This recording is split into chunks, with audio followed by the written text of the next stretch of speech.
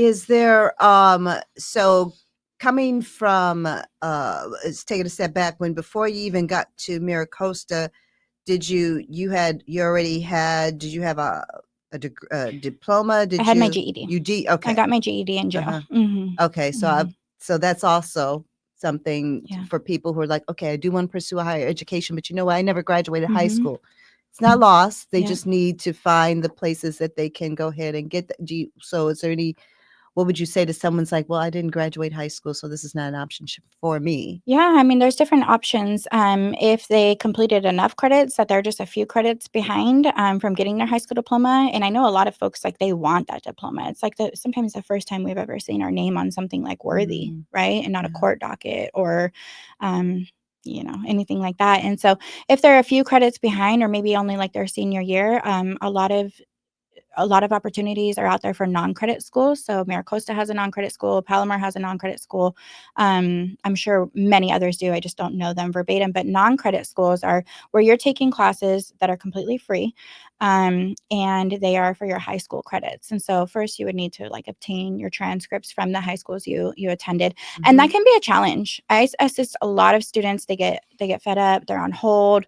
They don't know the school doesn't even exist anymore. Maybe it was a juvenile court school. They don't have access to those things. And so that's where we step in to kind of be like, you know what, we know this is going to be hard. We know we're going to be making lots of phone calls or trying to find the recording of that file or whatnot. But yeah, you can either start with your high school diploma, or you can do the college prep courses for your GED.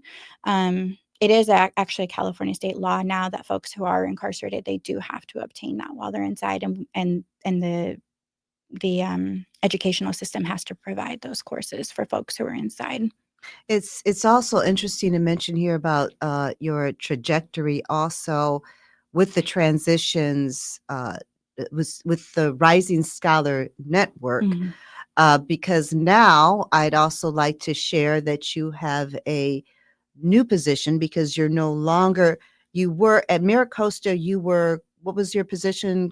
It's like so many S's that I get caught up. A Yeah, student services specialist. student services specialist. Mhm. And when did you land, before we go to where you are now? Mhm. Because we left sort of when you were like, okay, you know what, help us do this thing over here. And Mhm. you're like, what are you talking about? You obviously didn't have that position Right. initially. You kind Right. of worked your way Mhm. that way. So that when you were at MiraCosta, that position that you held, what was your roles or role? Yeah. It's interesting too, because I went from being a full-time student with really no professional development, Hmm. into this role. And again, it's where I tapped into support. I reached out and asked for help because I didn't know how to navigate software systems, or I didn't know how to Where'd you get lead that and run help a. from? Oh, everybody. Yeah, everybody. There's so many people. I don't want to leave anybody out, but there is so much support at MiraCosta in terms of Aw. the colleagues that I had, who no longer, who didn't see me as a student, but saw me as a colleague, and who poured into me and who invested in me. And therefore, I was able to do that for others.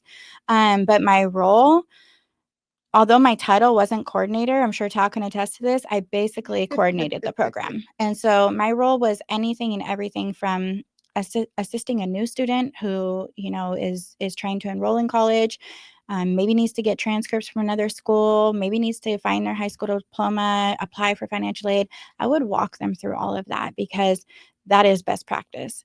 Yes, we have support services and student services on campus, and it's easy to just say, okay, go over to financial aid and fill out the application on their computer, and then go to A&R and fill out their application on the computer, and then call this number and try to get your transcripts, and then come back to me. That student's not going to come back. Chances are they are not going to come back. They're going to get frustrated. They're going to get confused. They're going to feel that imposter syndrome. And so I would sit with the student side by side until we have fully onboarded them, is what we would call it. Helping them to meet with a counselor to set up an ed plan. Outside of all of those like initial like enrollment type things, I created a lot of events and activities throughout the semester. So I would kind of get a sense through those one-on-ones because I would really get to know the student. And I think that that really created this safe place of like a bond, that I'm somebody that you can come to, that I'm not going to just say that I'm going to do what I'm going to do for you and then not do it, but I'm going to follow through. And I really pride myself on that, because so many times in my life I was told so many things and then it never happened. And subconsciously you start to like tell yourself like, I'm not worthy of their love, of their time, of their commitment. And I think you speak to something that's important because of a lot of the transition students have trauma Mm-hmm. in one form or fashion, and then to begin to open yourself up in that, and then now you're asking for help. It's a very Mm-hmm. vulnerable space, Absolutely. especially like you're saying, when you've been people have come into your life and have not been able to they say these things, but then they are not following through. So I Mm-hmm. just want to say that I have heard that your follow through has been awesome, Thank and you. that you check on your students, Mm-hmm. like where you at. You're Mm-hmm. not. I don't. Are you? Yeah. Are you Right. incarcerated? What's Right. happening? No, What and happened? it happens too though, you know, like Yeah. or maybe they just fell behind in classes and they just think that they can't push through, you know, and we're able to step in and say, let me get you some tutoring support, or maybe we just need some dedicated time. Maybe you need some time management support, you know. I mean, those are the types of events that we would host too. Sometimes it would be professional development workshops, where we would either bring in outside entities or community-based organizations, or even Miracostan departments, you know.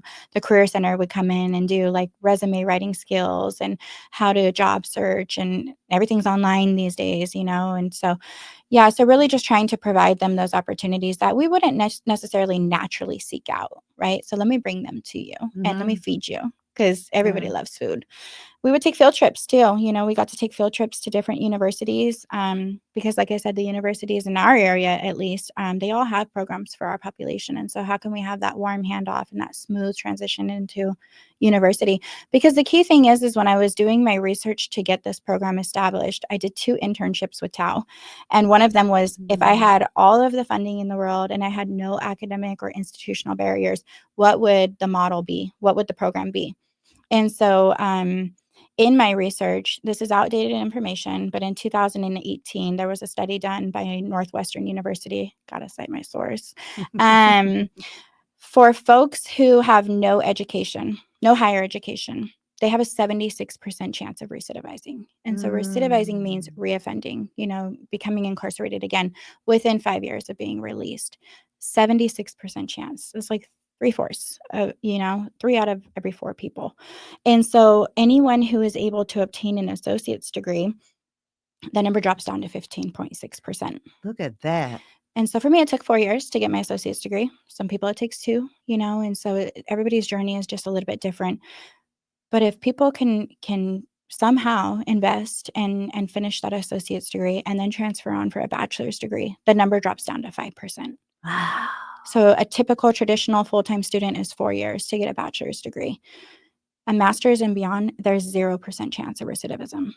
And so, you know, when I was thinking about this program and how important it is, and, you know, MiraCosta needs to invest in this, it's not only investing in the person, but it's investing in our communities. It's Yes. investing in workforce Oh, development. It's yeah. investing in healing our communities, healing families, Yeah. you know, Yeah. and providing career level opportunities for these folks. So you spoke a little bit about this briefly, and also before we go there, I'm seeing, are there comments coming up on Instagram? We also have behind the scenes here Andreas Marin, who's doing an awesome job back there. And if there's any comments or anything, Andreas, that we need to address, I'm not sure. Okay, just watching. Okay, great. We're going to continue. I want to ask a little bit more about your healing journey. So we had this pre-interview a little bit before we came on, and I'm just fascinated about how people heal and the kinds of ways, and how do you go in, and like I said, the scripture, be transformed by the renewing of your mind. It sounds all yummy and great, but to delve into your childhood trauma, or whatever however you wish to label Mm-hmm. your trauma. I've heard people say they've done shadow work. I've heard people say they've done work in their child and whatnot. And you had mentioned some things that you have done. Mm-hmm. Can you enlighten us a little bit? They're not really necessarily, it's like they're not book. Like you get your word lesson, you get your Mm-hmm. life lesson. This is more of an experiential lesson. Like Yeah. you really have to not only have honesty of where you are, Mhm. and not only honesty of what has happened, Mhm. but that what my mom's church would say, that come to Jesus Yeah. moment where it's just you Yours and yourself how do you and work some of the things that you did to work through the funky yeah, areas. absolutely. So, I started my journey in Narcotics Anonymous, and that's a 12-step based program. And so I did my step work a couple times. I need to finish up some steps, but um on my third round of steps. And so that really kind of just like scraped the layers. Mhm. But as they'll say in recovery, and as they'll say in Narcotics Anonymous or Alcoholics Anonymous, your sponsor can only help you with so much. And sometimes you need to seek outside help is what we call it. And so that's what I've And I done. also want to say right here, I love how you said you're still Mhm. working your steps or Mhm. still working. It's like there's no real finish line. So Mm-mm. I just kind of wanted to Yeah. jump in and No. say that. But Yeah, go ahead. absolutely. And so what I did is so I had my son in 2016. I had my daughter in 2019. So with my son, I had postpartum depression, and I didn't really know what that was. And I wasn't really willing to take any medication, which is crazy because like I did drugs for 10 years, but I was like, yeah, I don't want that big pharma medication. I don't know what that's going to do to me. So I was like, I'm going to like find some holistic ways. I'm just going to go for walks or whatever. But with my daughter, I had postpartum anxiety. And so literal panic attacks. And that's when I decided I need to get some help. Like I'm living this great life. I got a pretty good hold on things, but the panic attacks were robbing me of enjoying anything. What did the panic attacks? What do you mean by Yeah, that? so just kind of like my chest constricting, my Okay. heart pounding, my racing thoughts. Okay. I literally thought that if I took my kids out anywhere, one of them was going to be kidnapped. Like it was just bad.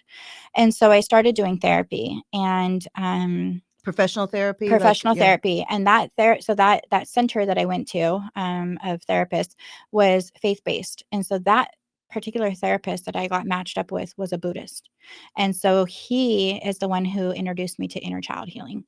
And so in a professional clinical based setting, he guided me through meditation and allowed me to be able to visualize my little girl in whatever moment came up to me, right? So he's guiding me through. First, we're in the forest, then we're in this, and then all of a sudden, there's my little girl. And for me, it was, you ever see those books that you go and it like makes a story? Yeah, yeah. That was like my life. And so I saw so many different versions of my little girl. And he guided me into going into becoming one with her and whatever she needed in that moment. And that was like the most profound thing to me, is that I never knew, like, she's still in there, right? And that all of these things that I was experiencing were because my little girl was being triggered and she wasn't being protected. And so through that, I was able to kind of guide myself on my own, and learn how to just give myself what I needed in whatever moment, whether it was just a pep talk or a hug, or sometimes I'll just rock. But I've expanded on that. And so I didn't continue doing therapy with him because COVID hit and I wasn't getting what I needed online, like I was in my sessions Boy, with him. COVID COVID kinda just really kind of just wrecked our worlds. I was doing NA online, I was doing classes online, I was having meetings. And so I wasn't getting what I needed. And so my sponsor in recovery, shout out to her, and anybody wants to look up Azadi Healing, has found her journey into becoming a healer. And so I started doing inner child work with her, and it was much similar of the same situations. And every time I was going to my little girl, I was rescuing her out of a situation. And I can see myself as a 7-year-old, as a 10-year-old, and I'm rescuing her and I'm taking her out and I'm protecting her and I'm running with her and I'm holding her hand and I'm holding her and I'm brushing her hair and I'm rocking her. And so it eventually got to the point where it wasn't these traumatic, catastrophic scenarios that I was meeting her at anymore. As I'm like watching her grow up through guided meditation, I'm going to her and I'm just giving her whatever it is that she needs. Like, she is me and I am her, right? Um, I did that for quite a few months, once a month, and now I've started doing breath work. And I just did it last week, and my husband went with me. And if y'all have ever seen my husband, he's fully tatted head to toe, bald headed big shout Mexican. out to Tony. Yes, Mexican guy, like, I don't mean to like stigmatize or stereotype, but like you wouldn't picture somebody like him going to breath work, right? And he said it was one of the most profound and healing experiences he has ever had in his life.